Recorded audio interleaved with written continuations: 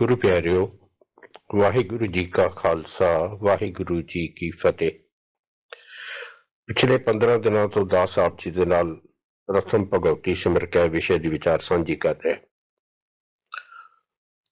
और पिछले 4 दिनों तो असी गुरबाणी नहीं ये समझने की कोशिश कर रहे हैं कि की सिख दे वास्ते कोई भगवती गुरु नानक साहब तो पहला हो सकती है।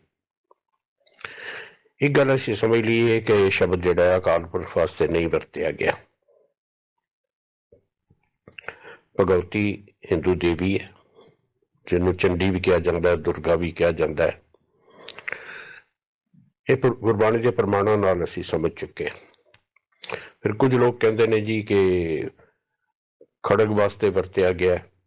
सिख करते दा पुजारी है, किरत दा नहीं। खड़ग किरत है। पिछले 4 दिन असी गुरु अर्जन साहब के सवैये 9 उन्हों की विचार की कि सतगुरु ने गुरु नानक साहब ने की स्थान दिता है, सिख के वास्ते की महत्ता है, गुरु नानक साहब की की स्थान है। और सारियां दे विच एक गल निभर के सामने आई भी अकाल पुरख के बराबर सत्कार दिता है कि अकाल पुरख का रूप ने गुरु नानक साहब। अज कुछ होर प्रमाण आप जी नाल साझे करके विषय तो अगे चलांगे।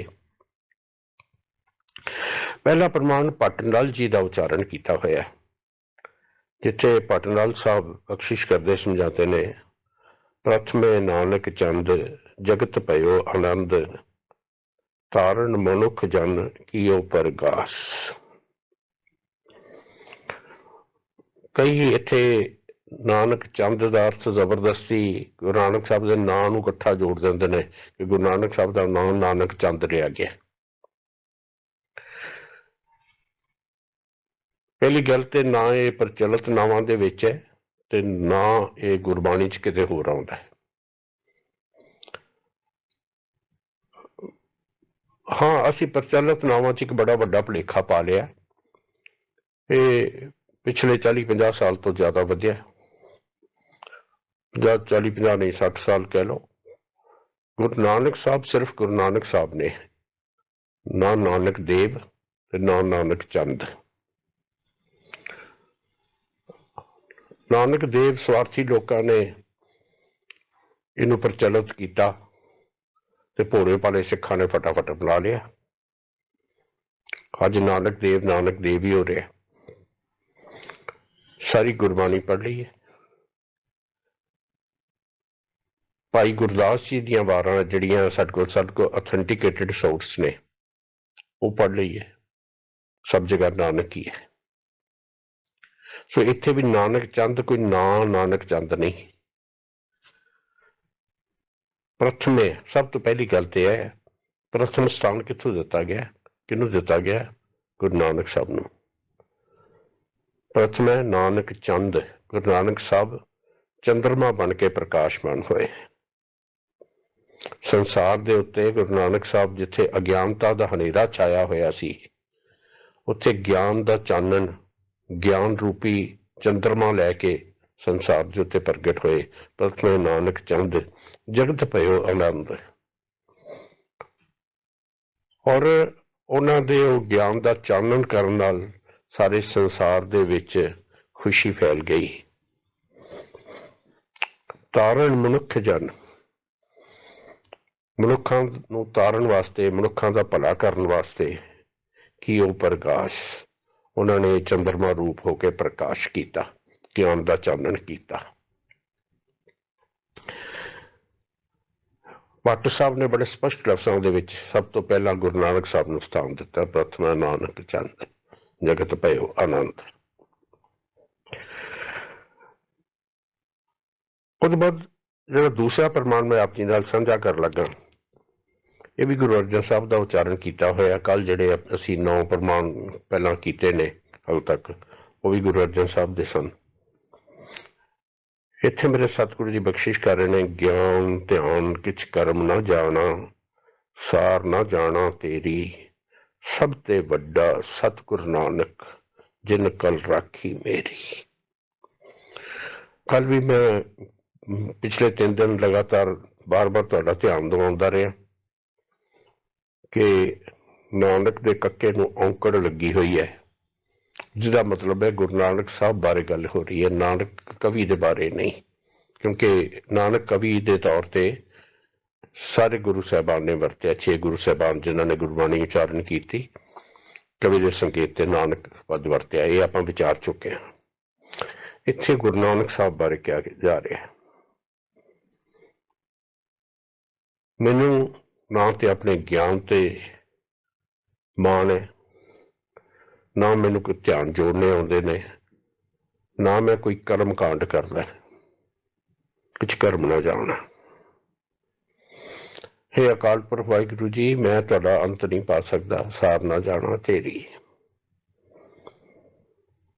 मैनू तो जो कुछ प्राप्त होया ना एक बड़ी वड्डी शख्सियत कोलों प्राप्त होया है।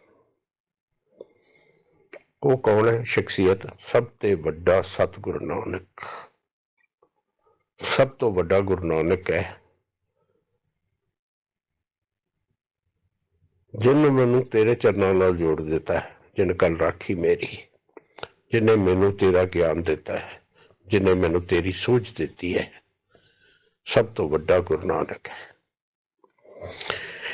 ये सब तो वड्डा गुरु नानक है तो फिर गुरु नानक तो पहले कोई भगवती हो सकती है जिन्होंने सिमरिया जाए।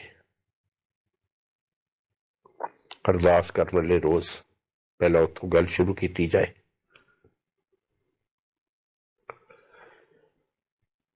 कि गुरु अर्जन साहब तो वड्डा भी कोई फैसला हो सकता है? कि गुरु ग्रंथ साहब जी की बाणी तो वड्डा भी कोई फैसला हो सकता है?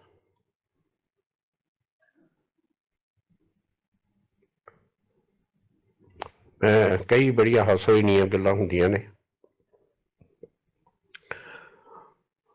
एक छोटा जिहा प्रोग्राम रखिया जिहदे विच कुछ गुरुद्वारियां दे ग्रंथी साहिबान भी बुलाए, जिथे प्रथम भगवती वाला विशा विचारे आपस दे विच असीं डिस्कस कीता। जबकि जिन्ने भी उहदे विच शामिल सन सारे इस गल नाल सहमत सन कि असीं बहुत गलत कर रहे हैं, गलत ये बंद जोड़ लिया। एक गुरुद्वारे के ग्रंथी सब कहने लगे कि जी आपां इहदे अर्थ कर लीए, इहनूं बदलना तो सौखा नहीं, इहदे अर्थ कर लीए कि ये भगवती लफ्ज़ जिहड़ा अकाल पुरख वास्ते वरतिया गया।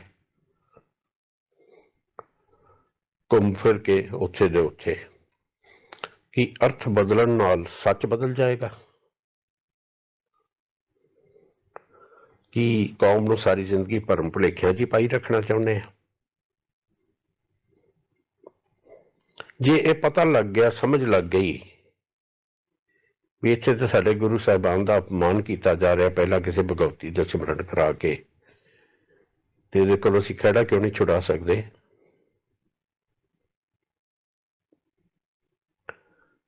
और जिहड़ा अगला प्रमाण है गुरु अंगद साहब का उचारण किया होया, उत्थे दे सतगुरु ने सारे झगड़े ही निबेड़ दिते ने।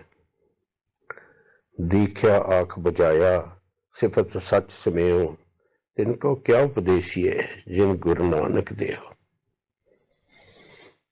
गुरु नानक तो वड्डा उपदेश किसदा है? गुरु नानक तो वड्डा कोई नहीं, गुरु नानक तो वड्डा उपदेश किसी का नहीं। तो जिन्होंने गुरु नानक पातशाह की सिक्ख्या मिल गई, गुरु का ज्ञान मिल गया, गुरु ग्रंथ साहब का ज्ञान मिल गया, उन्होंने तो फिर होर किसी की लोड़ ही कोई नहीं, होर किते भटकन की लोड़ नहीं, उन्होंने किसी भगवती नूं सिमरन की लोड़ नहीं। बस समस्या सिर्फ इन्नी है भी कि सचमुच गुरु नानक साहब का ज्ञान प्राप्त कर रहे हैं, गुरु नानक साहब की सिक्ख्या लै रहे हैं। जे सचमुच गुरु नानक साहब की सिक्ख्या लै रहे होइए, गुरु नानक साहब का उपदेश लै रहे होइए, तो यह भरम जाल आपे ही टुट जाएगा। यह भरम जाल उन्ना चिर ही है जिन्हां च गुरु नानक साहब नूं वेख्या नहीं, पछाणिया नहीं, गुरु नानक साहब का इलाही ज्ञान साडे हिरदे च नहीं गया। एक तो पक्ष होर विचारन वाले ने, वो विचार के विषय की समाप्ति करांगे। आज बस इतने एक वचन प्रवान करना। ਹੋਈਆਂ ਭੁੱਲਾਂ ਵਾਸਤੇ ਖਿਮਾ ਬਖਸ਼ ਦੇਣਾ ਜੀ। ਵਾਹਿਗੁਰੂ ਜੀ ਕਾ ਖਾਲਸਾ, ਵਾਹਿਗੁਰੂ ਜੀ ਕੀ ਫਤਿਹ।